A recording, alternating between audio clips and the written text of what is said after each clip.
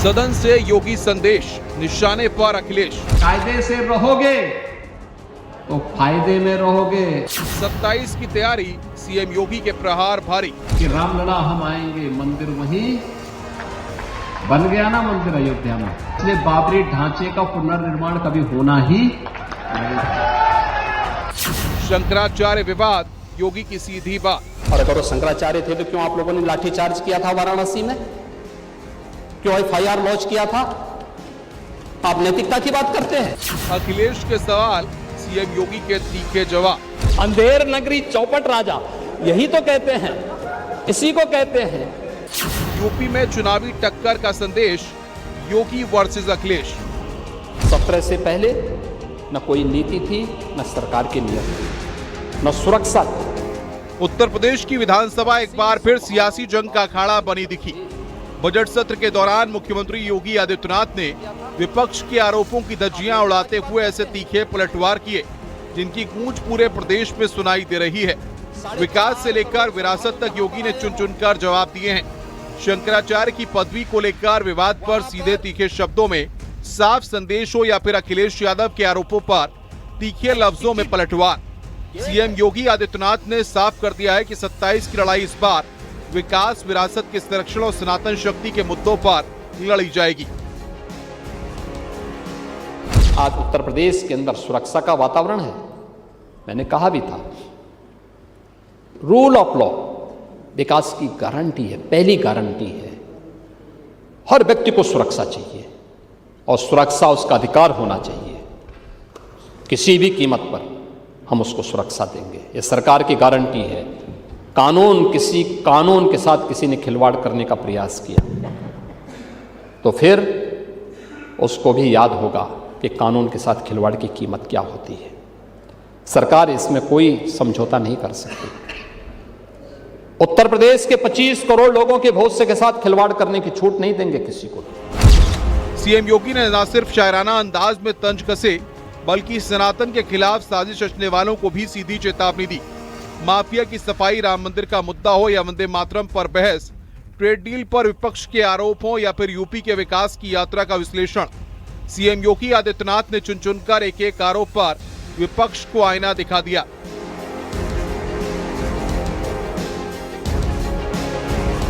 चर्चा होने लगती है हवा खराब है। हालांकि उत्तर प्रदेश आते आते सरकार की भी हवा खराब हो जाती है। सरकार सबको डराती है, लेकिन सरकार को कोई नमस्कार न करे उसको नहीं डरा सकते। हमने तो कहा कि तुम लखनऊ से गए हो, लखनऊ का जो अदब है, लखनऊ का जो हमारी पहचान है, कम से कम अगर नमस्कार नहीं कर सकते तो आदाब तो कर ही देते वहां जाकर। अखिलेश यादव ने जहां योगी के योगी होने पर प्रमाण पत्र मांगा, वहीं मुख्यमंत्री ने अपने काम और कानून के राज से पलटवार किया। ये बहस केवल आंकड़ों की नहीं बल्कि 2027 की चुनावी जमीन तैयार करने की भी है। Bureau report, news 18।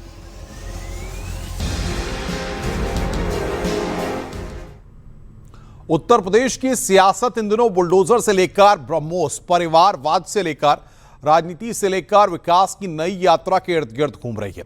विपक्ष के आरोपों पर सदन के अंदर से सीएम योगी ने सख्त और मजबूत संदेश दिया।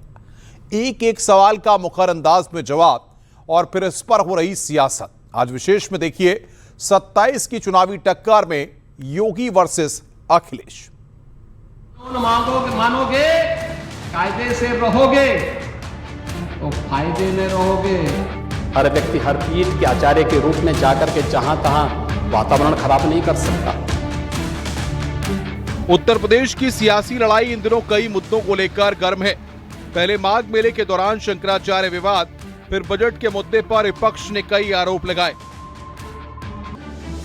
तो फिर ट्रेड डील का मुद्दा भी विपक्ष के लिए सियासी मौका बना। इन सब के बीच उत्तर प्रदेश विधानसभा के बजट सत्र में सदन से सीएम योगी आदित्यनाथ ने खुलकर एक एक आरोप का विस्तार से जिक्र किया और विपक्ष पर तीखे पलटवार कर आईना दिखाया। एक तरफ अखिलेश यादव ने यूपी सरकार पर लोकसभा में जमकर निशाना साधा, तो सीएम योगी आदित्यनाथ ने भी उसी मुखर अंदाज में खुलकर जवाब दिए। अयोध्या, मुस्लिम तुष्टीकरण, नई बाबरी और विकास जैसे मुद्दों पर सीधे योगी वर्सेस अखिलेश दिखाई दिया। आप लोग कहते हैं कि हर घर जल और नल। सभापति महोदय, इन्हीं के विधायक ने मंत्री जी को घेर लिया। इन्हीं के विधायक ने मंत्री जी का अपहरण कर लिया और ये कहते हैं कि हमारे कोई अराजकता नहीं है। भारत और सनातन दोनों एक दूसरे के पूरक हैं, दोनों को अलग करके नहीं रखा जा सकता है। और इसीलिए तो वर्तमान में आप देख रहे होंगे दुनिया भर से प्रहार हो रहे हैं सनातन धर्म पर, भारत और भारतीयता पर। अंदर और बाहर से होने वाले इन प्रहारों से हमें सजग होना होगा, सचेत रहना होगा। जिनको भारत का विकास अच्छा नहीं लग रहा है, जिनको विकसित भारत की संकल्पना पसती नहीं है, वे लोग साजिश में लगे हुए हैं। बाबरी मस्जिद को लेकर योगी आदित्यनाथ ने दो टूक कहा कि कयामत तक बाबरी का निर्माण नहीं होगा, तो अखिलेश ने भी पलटवार किया कि जब उर्दू से नफरत इतनी तो कयामत भी खुद उर्दू का शब्द है। चर्चा होने लगती है हवा खराब है। हालांकि उत्तर प्रदेश आते आते सरकार की भी हवा खराब हो जाती है। सरकार सबको डराती है, लेकिन सरकार को कोई नमस्कार न करे उसको नहीं डरा सकते। हमने तो कहा कि तुम लखनऊ से गए हो, लखनऊ का जो अदब है, लखनऊ का जो हमारी पहचान है, कम से कम अगर नमस्कार नहीं कर सकते तो आदाब तो कर ही देते वहां जाकर। कि रामलला हम आएंगे मंदिर वहीं बन गया ना मंदिर अयोध्या में, कोई संदेह है?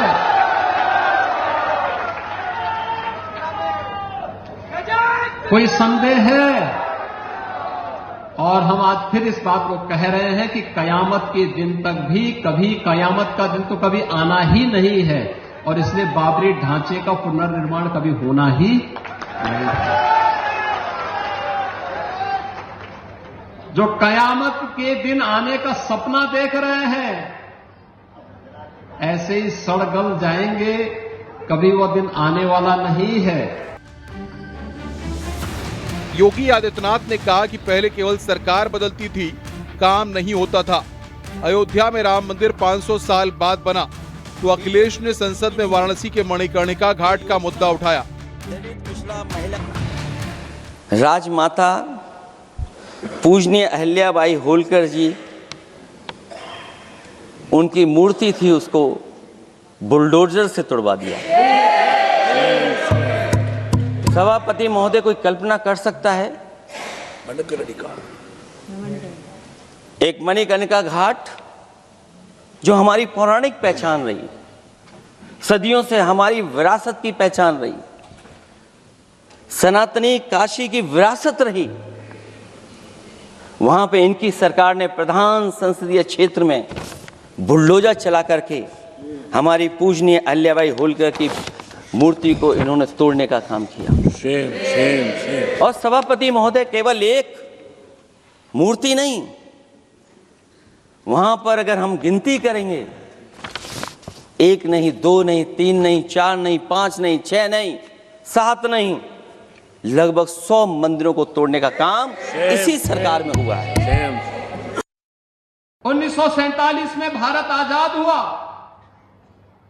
1952 में पहली चुनाव के बाद सरकारें बनी, लगातार हर चुनाव के बाद सरकारें बनती थी, फिर चुनाव होते थे, सरकारें बनती थी। अयोध्या में भगवान राम का, उनकी जन्मभूमि पर भव्य मंदिर के निर्माण का कार्य हो, आखिर ये उनके मन में क्यों? मुख्यमंत्री योगी ने कहा कि पहले सरकार में कानून व्यवस्था लाचार थी, अपराधियों का डर था। आज उत्तर प्रदेश में कानून का राज है। वहीं संसद में अखिलेश ने कहा है कि वोट बैंक न होने की सजा दाल मंडी के लोगों को मिली। संसद के संसदीय क्षेत्र को अगर हम क्यूटो न बना पाए, आप विरासत मिटा रहे हैं वहां पर। कई सौ पुरानी दाल मंडी जिसमें केवल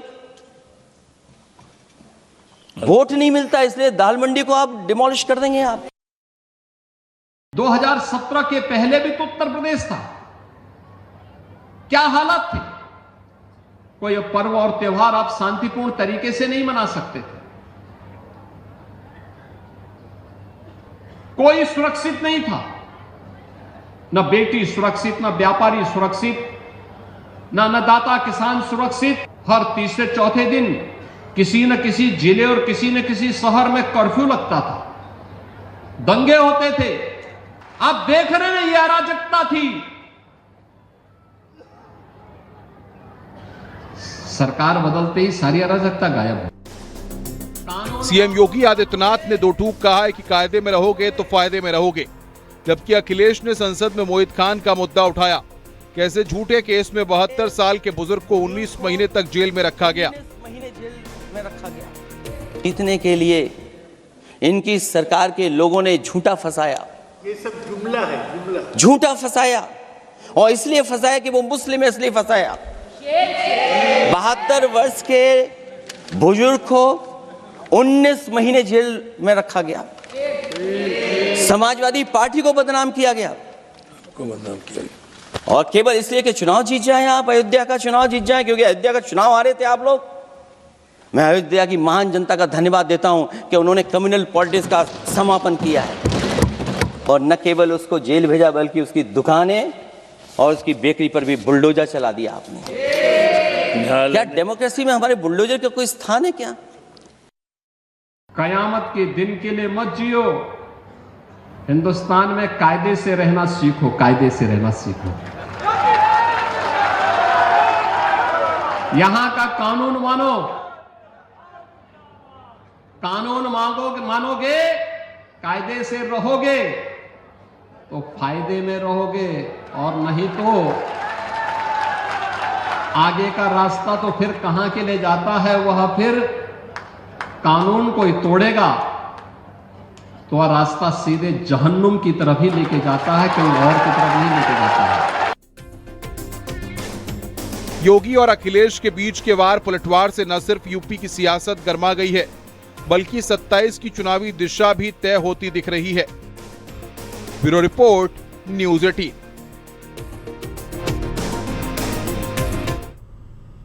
उधर लगातार चल रहे शंकराचार्य विवाद की सियासत को लेकर भी सीएम योगी आदित्यनाथ ने न सिर्फ साफ संदेश दिया, बल्कि तमाम आरोप लगाने वालों को आईना भी दिखा दिया। सीएम योगी ने साफ शब्दों में कहा, कानून से बड़ा कोई नहीं। आचार्य, हर व्यक्ति हर पीठ के आचार्य के रूप में जाकर के जहां तहां वातावरण खराब नहीं कर सकता। कोई भी व्यक्ति अपने आप को मुख्यमंत्री कह करके घूम सकता है क्या? जो शंकराचार्य है वो तो लिखेगा ही। वो हमारे पूजनीय शंकराचार्य हैं, उनको आपने स्नान नहीं करने दिया। उत्तर प्रदेश की राजनीति में शंकराचार्य पर बड़ा संग्राम छिड़ा दिखाई दिया। ये लड़ाई सिर्फ आस्था की नहीं, बल्कि पद, मर्यादा और राजनीतिक वर्चस्व में उलझी दिखाई दी। धर्म वाली बहस में अखिलेश यादव और विपक्ष की एंट्री ने आग में घी का काम किया। विवाद की शुरुआत माघ मेले में स्वामी अभिमुक्तेश्वरानंद को गंगा स्नान से रोकने के आरोपों की बात हुई,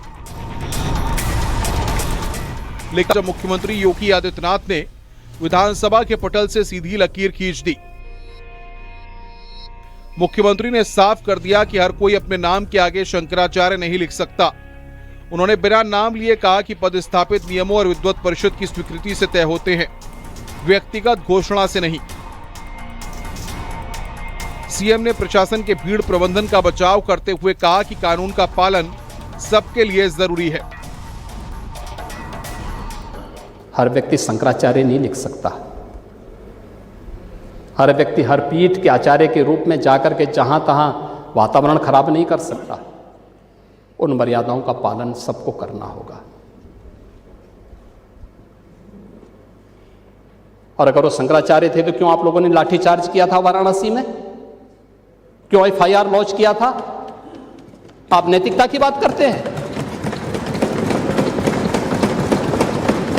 4.5 करोड़ श्रद्धालु जहां पर आए हों, वहां पर जो एग्जिट गेट है, जहां से श्रद्धालु बाहर निकल रहा है स्नान करके, उस द्वार, उस पेंटून से, उस मार्ग से किसी को बाहर निकलने का कोई वो नहीं, क्योंकि उससे अंदर जाने का कोई प्रयास करता है तो एक नए स्टैम्पेड को जन्म देता है, वहां पे नए भगदड़ को जन्म देता है, श्रद्धालुओं के जीवन के साथ खिलवाड़ करता है। एक जिम्मेदार और मर्यादित व्यक्ति कभी इस प्रकार का आचरण नहीं कर सकता। सीएम योगी के इस बयान के बाद समाजवादी पार्टी के मुखिया अखिलेश यादव ने तीखा हमला बोला। अखिलेश ने इसे शाब्दिक हिंसा करार देते हुए कहा कि शंकराचार्य के बारे में अपमानजनक टिप्पणी करना पाप है। चर्चा होने लगती है हवा खराब है, हालांकि उत्तर प्रदेश आते आते सरकार की भी हवा खराब हो जाती है। सरकार सबको डराती है, लेकिन सरकार को कोई नमस्कार न करे उसको नहीं डरा सकते। हमने तो कहा कि तुम लखनऊ से गए हो, लखनऊ का जो अदब है, लखनऊ का जो हमारी पहचान है, कम से कम अगर नमस्कार नहीं कर सकते तो आदाब तो कर ही देते वहां जाकर। संतों के बीच भी यह विवाद दो धड़ों में बंटा नजर आ रहा है। जगतगुरु रामभद्राचार्य जैसे संतों ने स्वामी मुक्तेश्वरानंद के हट को गलत बताया और अखिल भारतीय अखाड़ा परिषद के संतों ने भी मुक्तेश्वरानंद के राजनीतिक बयानों की आलोचना की। शंकराचार्य कौन होगा, इसका निर्धारण सरकार नहीं करेगी, इसका निर्धारण समाज करता है। और जिसकी मान्यता शंकराचार्य के रूप में है, साधु के रूप में है, बैरागी के रूप में है, संत के रूप में है, महात्मा के नाम में, उसकी पहचान वहाँ के रहने वाले लोगों के बीच, उसके प्रमाण पत्र देने की जरूरत नहीं। फिलहाल ये विवाद गर्म है और 2027 के चुनाव से पहले हिंदुत्व की इस पिच पर सपा और भाजपा के बीच ये धर्म युद्ध आने वाले दिनों में और तेज हो सकता है। Bureau report, news 18।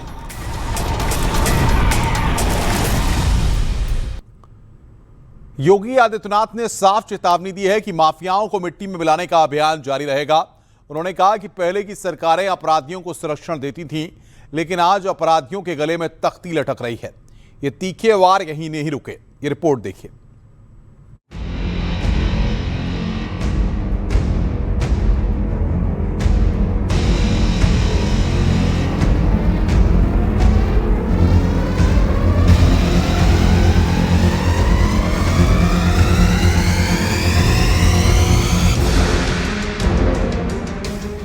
Uttar Pradesh विधानसभा में बजट सत्र के दौरान मुख्यमंत्री योगी आदित्यनाथ ने विपक्ष के हर हमले का चुन चुनकर जवाब दिया। जब योगी बोलने खड़े हुए तो मुद्दा सिर्फ विकास नहीं था, बल्कि कानून व्यवस्था, माफिया और पुरानी सरकारों के कारनामे भी थे। सीएम योगी के 10 वो तीखे प्रहार जिन्होंने विपक्ष को निरुत्तर कर दिया। योगी आदित्यनाथ ने स्पष्ट चेतावनी दी कि माफियाओं को मिट्टी में मिलाने का अभियान जारी रहेगा। उन्होंने कहा कि पहले की सरकारें अपराधियों को संरक्षण देती थीं, लेकिन आज अपराधियों के गले में तख्ती लटक रही है। आचरण जो भी था वो अच्छा नहीं था, वो अच्छा आचरण नहीं था और उस अच्छे आचरण की दृष्टि से आज इस सदन की अभिभाषण की शुरुआत में यहीं से करता हूं। अचानक प्रदेश का परसेप्शन खराब नहीं हुआ था, अचानक नहीं हुआ था, यही आचरण था। जिस आचरण से बिटिया घबराती थी और व्यापारिक कारोबार समेटता था, उसकी एक झलक अभिभाषण के दौरान भी यहां पर देखने को मिल रही थी। विपक्ष के अपराध वाले दावों पर उन्होंने डाटा पेश करते हुए बताया कि उत्तर प्रदेश में डकैती, लूट और अपहरण में 80% से ज्यादा की कमी आई है। यूपी पुलिस के सशक्तिकरण पर उन्होंने जोर दिया। ये 9 वर्ष की जो यात्रा, ये सरकार की अपराध और अव्यवस्था से अनुशासन की यात्रा है, कर्फ्यू से कानून का राज का है, उपद्रव से उत्सव की यात्रा है, समस्या से समाधान की यात्रा है और अविश्वास से आत्मविश्वास की यात्रा है। यानी ये यात्रा केवल एक सत्ता प्राप्त करने की होड़ नहीं है। इसको प्राप्त करने के लिए सरकार की स्पष्ट नीति थी, साफ नियत थी, दृढ़ इच्छा शक्ति थी। सीएम ने कहा कि 6.5 लाख युवाओं को सरकारी नौकरी पारदर्शी तरीके से दी गई है। उन्होंने तंज कसा कि आपके समय में चाचा भतीजे झूला लेकर वसूली पर निकलते थे। आर्थिक सर्वेक्षण विचार से व्यवस्था और व्यवस्था से विकास किस अभिनव यात्रा का प्रतीक है, जिसको उत्तर प्रदेश की जनता जी रही है, जिसके अनुसार चल रही है, उसको अपने आचरण में होते हुए देख रही है। और यह उस नए युग का उद्घोष है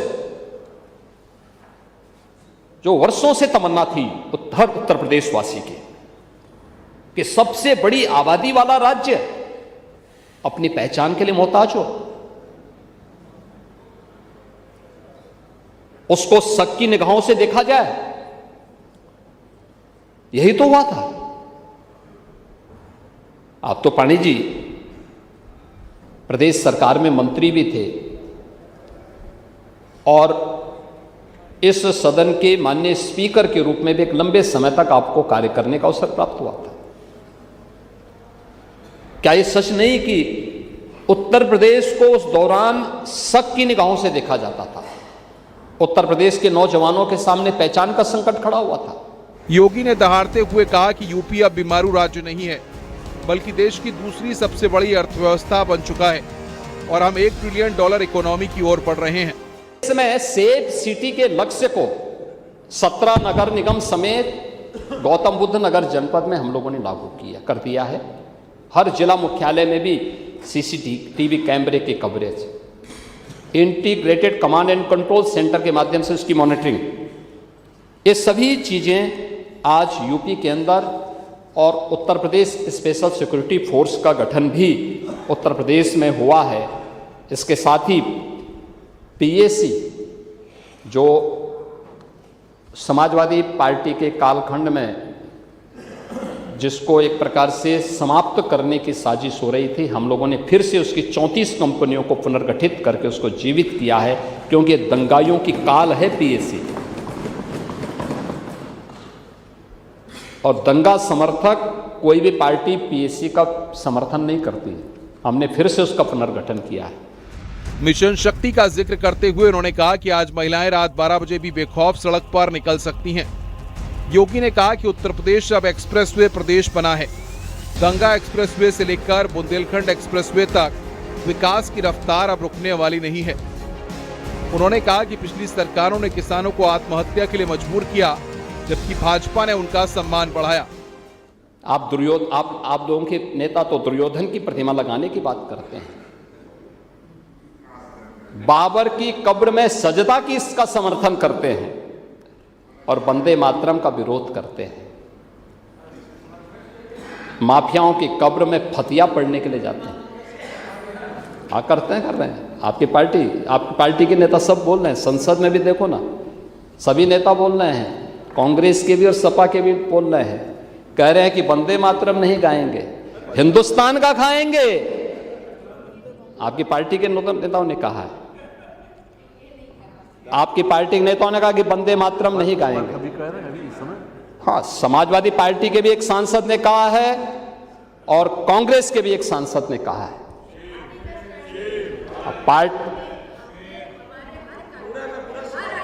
हाँ, अच्छा, धन्यवाद अगर आप कर रहे हैं तो मैं अभिनंदन करता हूं। वंदे मातरम का पूरा समर्थन पार्टी में ये लागू होना चाहिए। जैसे हम कह सकते हैं कि भारतीय जनता पार्टी के हर कार्यक्रम में वंदे मातरम का कोई अपमान नहीं कर सकता है। ऐसे कांग्रेस को भी डंके की चोट पे कहना चाहिए और जो व्यक्ति वंदे मातरम का विरोध करता है कान पकड़ करके उसको धक्का देकर के बाहर करना चाहिए। समाजवादी पार्टी को भी इस बात की घोषणा करनी चाहिए कि राष्ट्रगीत जिसको 150 वर्ष हो रहे हैं, वंदे मातरम का जो विरोध करेगा वो वहीं जाए जहां पर उसको ये विरोध के स्वर दिखाई देते हों। हिंदुस्तान की धरती पे तो नहीं उसको रहने का कोई अधिकार मिलना चाहिए। सीएम योगी के इन प्रहारों ने यह साफ कर दिया है कि 2027 की लड़ाई के लिए भाजपा ने अपनी पिच तैयार कर ली है। कानून व्यवस्था और विकास ही योगी सरकार का सबसे बड़ा हथियार है।